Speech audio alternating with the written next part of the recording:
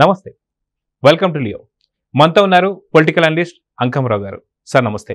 నమస్తే సార్, మనం చూసుకుంటే వైఎస్ జగన్మోహన్ రెడ్డికి సంబంధించి కొత్త స్ట్రాటజీలు.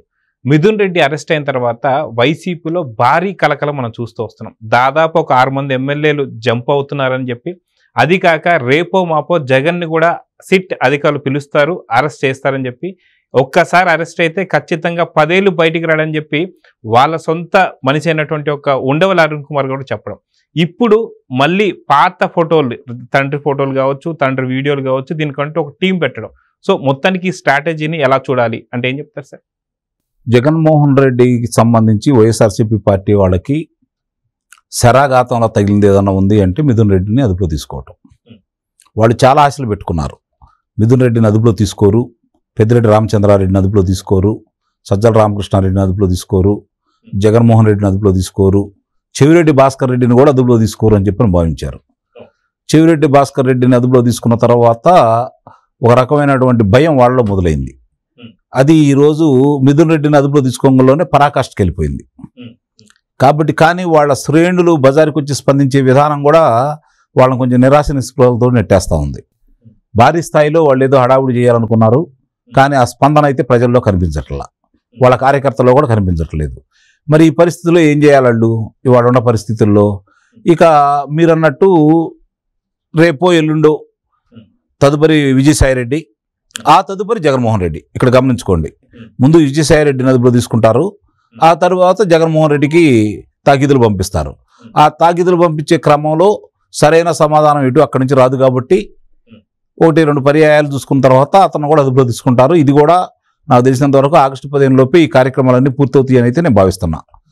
మరి ఈ పరిస్థితుల్లో ఇప్పుడు ఇవాళ ఉండే ఈ పరిస్థితుల్లో పార్టీ పరిస్థితి ఏంటి, నాయకులు ఏ విధంగా అవుతున్నారు, మీరు అన్నట్టు శాసనసభ్యుల పరిస్థితి ఏంటి, ఇవి కనుక ఆలోచించుకుంటే ఎప్పుడు జగన్మోహన్ రెడ్డిని అదుపులో తీసుకుంటారో అప్పటి నుంచి మొదలవుతుంది కార్యక్రమాలన్నీ కూడా. నాకు తెలిసి ఇప్పటికే 4-5 శాసనసభ్యులు పక్కదారులు చూసే కార్యక్రమంలో ఉన్నారు. వాళ్ళకి సరైన మార్గం దొరకట్లా.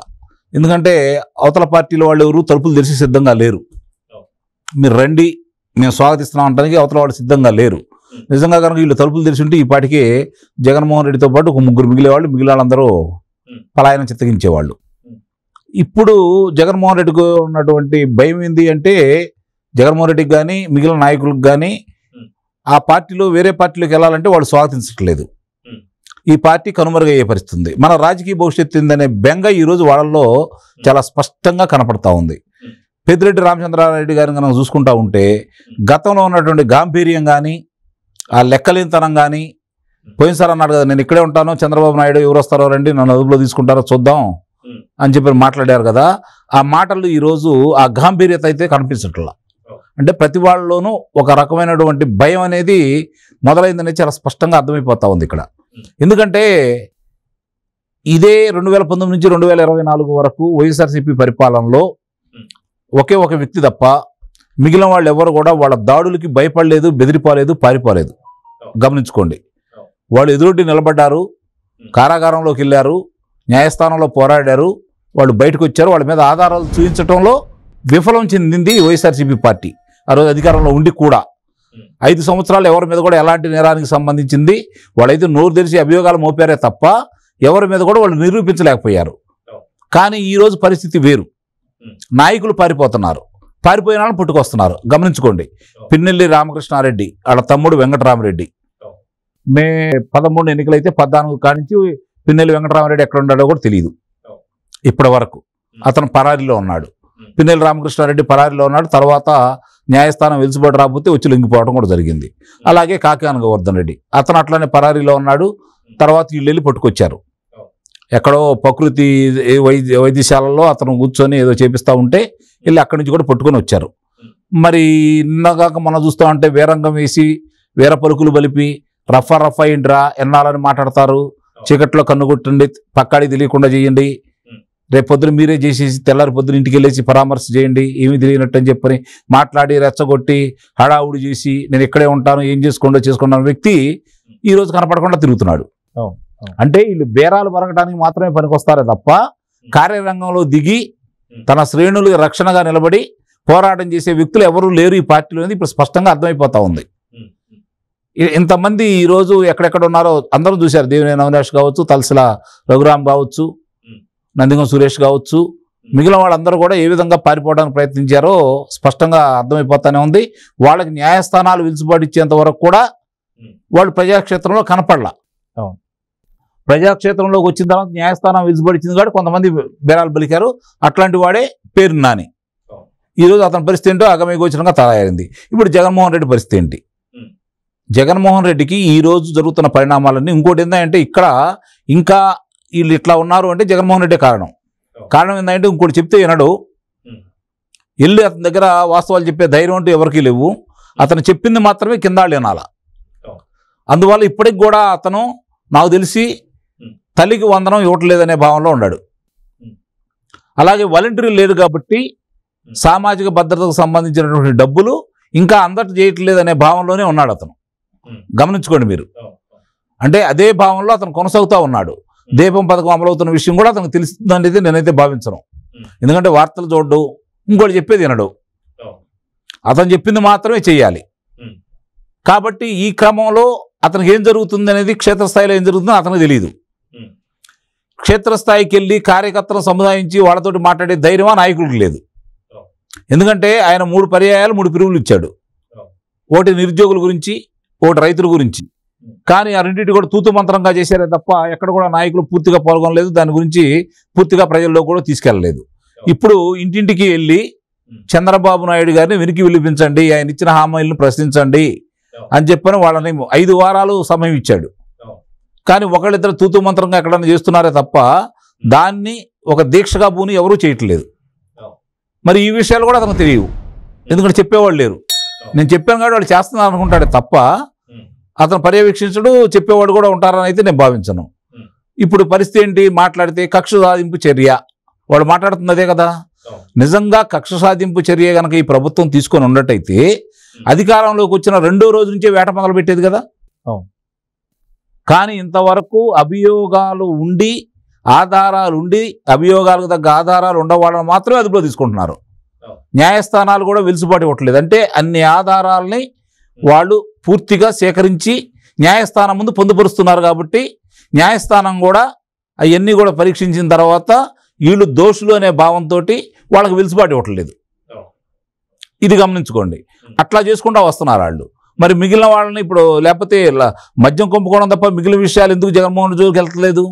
జగన్మోహన్ రెడ్డి మాట్లాడిన భాష, పోలీసుల మీద మాట్లాడిన భాష, చంద్రబాబు నాయుడు గారి గురించి మాట్లాడింది, పవన్ కళ్యాణ్ గారి గురించి ఇప్పుడు కూడా మాట్లాడుతుంది. ఇవన్నీ కూడా చూస్తూనే ఉన్నారు కదా. రెచ్చగొట్టే విధానం కూడా చూస్తూనే ఉన్నారు కదా. అయినా సరే కక్ష సాధింపు చర్యలో భాగంగా అతను అదుపులో తీసుకోవట్లేదు. మిగిలిన నాయకులు పేరుని నాని కావచ్చు, లేకపోతే నాగేశ్వరరావు కావచ్చు, ఇది తణుకు మాజీ శాసనసభ్యుడు కారుమూరి నాగేశ్వరరావు కావచ్చు, లేదంటే అంబటి రాంబాబు కావచ్చు, రోజా కావచ్చు, విడుదల రజనీ కావచ్చు, వీళ్ళందరూ కూడా ఏం మాట్లాడినా కూడా ఇంతవరకు వాళ్ళ మీద ఎందుకు చర్యలు తీసుకోవట్లేదు అంటే ఒకదాంతో కాకుండా వాళ్ళ మీద ఆధారాలన్నీ, వాళ్ళు చేసిన కుంభకోణాలన్నీ వెలికి తీసి ఒక దాంట్లో అదుపు తీసుకుంటే అవన్నీ పొందుపరిచి వాళ్ళని బయటికి రాకుండా చేయాలనే తలంపుతోటి వీళ్ళు వెళ్తున్నారు. ఇప్పుడు ఈ మధ్య కూడా కొంతమంది ఇష్టారీతిగా ఎందుకు మాట్లాడుతున్నారంటే జగన్మోహన్ రెడ్డిని అదుపులో తీసుకుంటారనే నిర్ణయం అయిన తర్వాత ఆయన కంటే ముందు కారాగారంలోకి వెళ్దాం. ఆయన కంటే ముందు కానీ కారాగారంలో వెళ్ళకపోతే రేపు జగన్మోహన్ రెడ్డిని అదుపులో తీసుకున్న తర్వాత ఆయన హడావుడి చేయమంటాడు. హడావుడి చేయమంటే అతను బజార్లోకి వచ్చి హడావుడి చేశారనుకోండి, ఇంకా లేనిపోయిన అభియోగాలు మోపుతారు. అవి కూడా వేరే వీళ్ళ మీద నమోదవుతూ ఉంటాయి. కాబట్టి ఇంకా సంఖ్య పెరుగుతూ ఉంటుంది. కాబట్టి దానికంటే ముందు మనం వెళ్తే నీకంటే ముందే వచ్చామని చెప్పి చెప్పుకోవచ్చు. కనీసం సానుభూతి అన్న వస్తుందేమని చెప్పి ప్రయత్నం చేస్తున్నారు. అయితే అదే ఇక్కడ ఇంకొక వ్యూహం కూడా కనిపిస్తుంది సార్. వాళ్ళు చేస్తున్నటువంటి అక్రమాలపై అరెస్టులు జరుగుతుంటే ఈ అక్రమాలపై అరెస్ట్ జరుగుతున్న కనిపించకుండా వీళ్ళు ఏదో మాటలు అన్నందుకు అరెస్ట్ చేస్తున్నారు, ప్రశ్నించినందుకు అరెస్ట్ చేస్తున్నారని చెప్పడమే ఇదొక వ్యూహం కూడా అనుకోవచ్చు అంటారా? అదే వాళ్ళు ముందుగా మీరు అన్నట్టు ఈ మాట అన్నందుకు మమ్మల్ని అదుపులో తీసుకుంటున్నారు, ఇది కక్ష సాధింపు చర్యల్లో భాగం అని చెప్పి చెప్పుకోవడానికి మాత్రమే మనకు వస్తుంది తప్ప వాస్తవంగా వీళ్ళు ఏం చేస్తున్నారు? వాడు చేసినటువంటి అవినీతి కుంభకోణాలు కావచ్చు, అరాచకాలు కావచ్చు, దోపిడీలు కావచ్చు, దొంగతనాలు కావచ్చు, వాటి గురించి వెలికి తీసి వాటిలో వీళ్ళ ప్రమేయం ఎంత ఉందని చెప్పి సాక్ష్యాధారాలు సేకరించుకున్న తర్వాత ముందుకెళ్తున్నారు. అందువల్ల ఒకసారి అదుపులో తీసుకున్న తర్వాత బయట వెళ్ళడానికి వీలు లేని పరిస్థితి. వెలుసుబాటు కలగొచ్చు, మామూలుగా నెలకో 2 నెలకో 3 నెలకో కలగొచ్చు. ఆ తర్వాత అయినా వాళ్ళు విచారణకు ఎదుర్కోవాలి. ఆ పరిస్థితులు వీళ్ళు కల్పిస్తున్నారు. వాళ్ళు ఏంటంటే అవన్నీ వాళ్ళకి తెలుసు కదా. వాళ్ళ ప్రభుత్వం 5 సంవత్సరాల్లో ఏం చేసింది, ఏం జరిగింది, ప్రజలను ఏ విధంగా హింసించింది, ప్రతిపక్ష నేతలను ఏ విధంగా హింసించింది, కార్యకర్తలను ఏ విధంగా హింసించింది, వాళ్ళన్నీ ప్రత్యక్షంగా చూసిన వాళ్లే కదా, వాళ్ళు ప్రోత్సహించిన వాళ్లే కదా. వాళ్ళు అనుకున్నది ఏంటంటే ఆ రోజుల్లో కూడా మళ్ళీ మనమే అధికారంలోకి వస్తాం, మనమే శాసనసభ్యులు అవుతాం, మనకేం ఇబ్బంది లేదని చెప్పని భావించారు వాళ్ళు. కానీ ఇప్పుడు బొమ్మ తిరగబడిన తర్వాత వాళ్ళకి దిమ్మ తిరిగిపోయింది. దానికి ఎవరు వాళ్ళని రక్షించలేని పరిస్థితుల్లో ఈరోజు వాళ్ళు ఉన్నారు. జగన్మోహన్ రెడ్డి అదుపులో తీసుకున్న తర్వాత వాళ్ళ గురించి పరుచుకునే వాళ్ళు ఎవరు ఉంటారు రేపు పొద్దున? పోనీ జగన్మోహన్ రెడ్డి ఏమన్నా దీని గురించి తీవ్రంగా ఆలోచించేసి రక్షణగా నిలుస్తున్నా అంటే అది లేదు. కాబట్టి ఎవరు చేసిన కర్మకు వారే బాధ్యులు, వాళ్ళే అనుభవించాలా అనే చందంగా ఈరోజు వాళ్ళకి ఎదురవుతున్న పరిణామాలు వాళ్ళ గొక్క తిప్పుకోకుండా చేస్తున్నాయి. చూడాలి ఇప్పుడు జరుగుతున్న పరిణామాలన్నిటి కూడా. నాకు తెలిసినంత వరకు జగన్మోహన్ రెడ్డిని అదుపులో తీసుకుంటా ఉంటే మిగిలిన విషయాలన్నీ కూడా సరవుతాయి అయితే నేను భావిస్తున్నాను. సో చూద్దాం సార్, ఖచ్చితంగా రేపో మాపో జగన్ పిలిచే అవకాశాలు అయితే ఉన్నాయి. కానీ జగన్ ఒక్కసారి అరెస్ట్ అయితే 10 ఏళ్ల దాకా బయటికి రాలేడని చెప్పి వాళ్ళ మనిషి అయినటువంటి గుండెవల్లి అరుణ్ కుమార్ కూడా చెప్పడం జరిగింది. సో చూద్దాం జరగబోతుందో. నమస్తే. Please subscribe to Leo News for more videos.